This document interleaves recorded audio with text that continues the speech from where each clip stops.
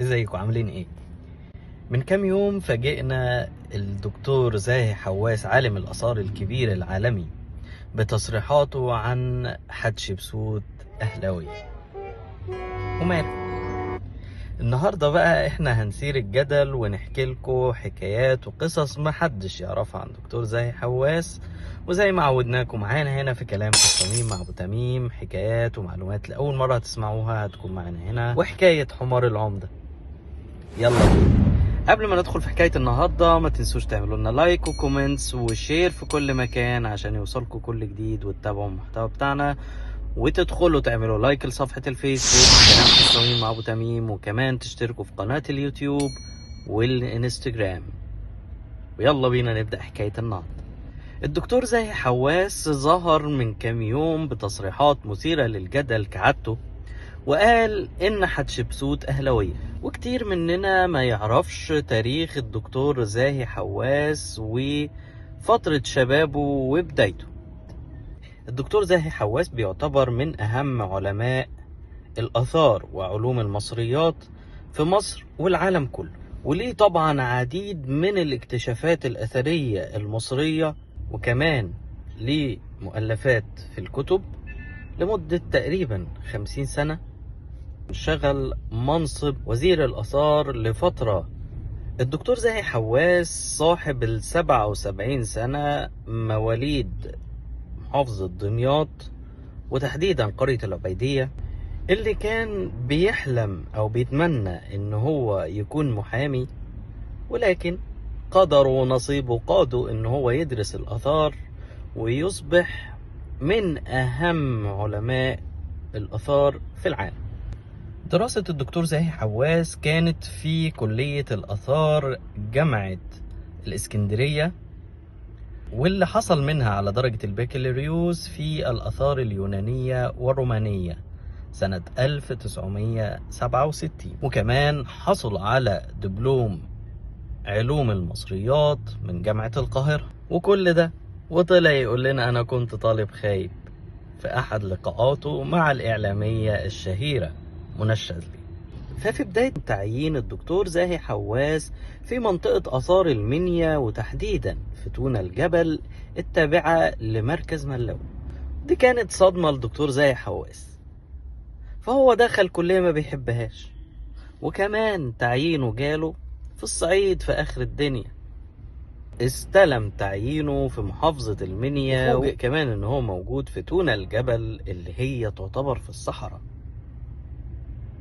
حارب وعافر كتير انه يحاول يغير قرار تعيينه، لكن كل المحاولات دي كانت فاشلة، واضطر في الاخر انه يستسلم للامر الواقع ويروح يستلم مكان شغله الجديد في العشرينات من عمره في وسط الصحراء لوحده في تونا الجبل في المنيا. في بداية مشواره وفي أول مشوار ليه لشغله، أخد الدكتور زاهي حواس قطر الصعيد وطلع على المنيا، وطبعا كان مشوار متعب ومهلك. قطر مش مكيف والدنيا حر جدا، ونزل في محطة المنيا عشان يروح لقرية تونا الجبل بعربية وصلته للقرية، عشان كمان يفاجأ انه بعد ما وصل القرية مفيش اي مواصلة توصله للمنطقة الاثرية اللي هو هيروح يستلم فيها شغله. وهنا كان زاهي حواس في دهشة من امره. انا وصلت المنيا ووصلت كمان قرية تونا الجبل، طب هعمل ايه في اللي باقي عشان اوصل للمكان او للمنطقة الاثرية اللي المفروض همارس فيها مهام عملي؟ منطقة بتبعد 3 كيلو عن قرية تونا الجبل. بعد تفكير طويل ووقت طويل في الوقفة، ملقيش قدامه غير حمار علشان يوصله لمكان شغله. بس خلي بالكم، ده ما كانش اي حمار، ده كان حمار العمدة اللي عرف ان في مفتش آثار وصل قرية تونا الجبل، فقرر يعمل واجب مع الدكتور زاهي حواس، فبعت له الحمار بتاعه علشان يوصله لمكان شغله.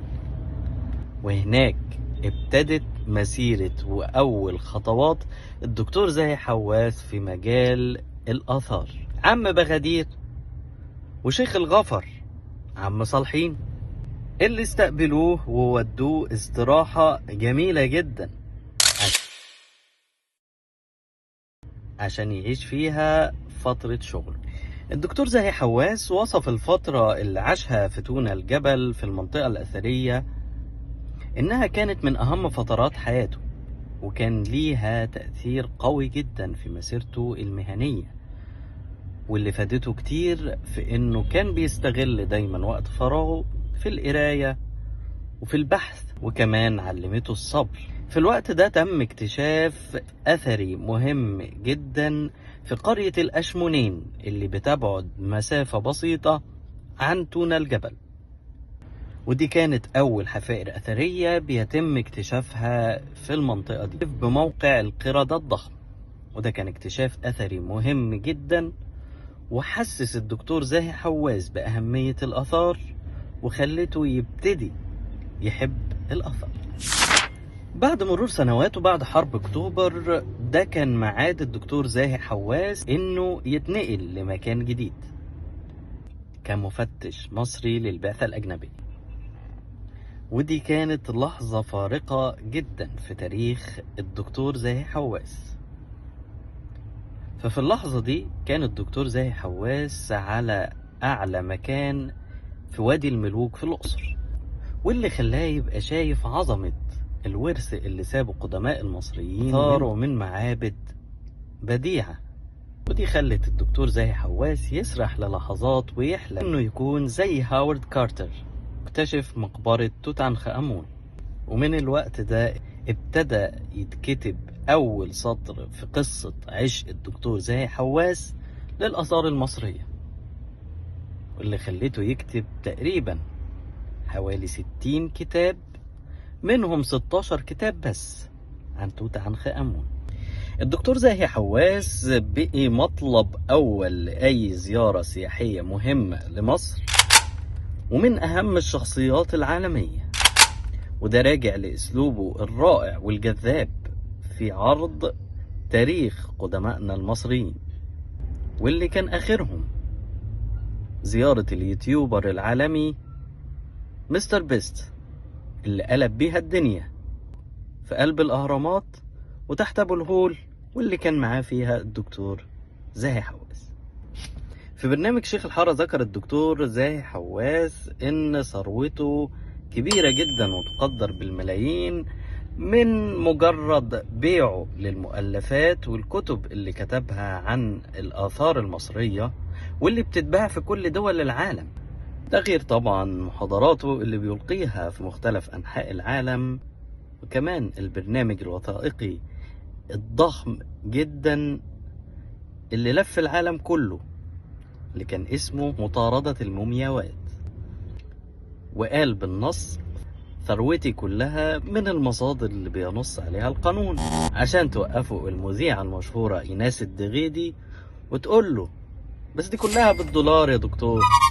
دي كانت حكايتنا النهاردة عن دكتور زاهي حواس صاحب التصريحات المثيرة للجدل، واللي قال مؤخرا إن حتشبسوت أهلاوية، جماعة الزملكاوية والإسماعيلوية وكل الفرق المصرية احنا حبايب ملناش دعوة بحتشبسوت.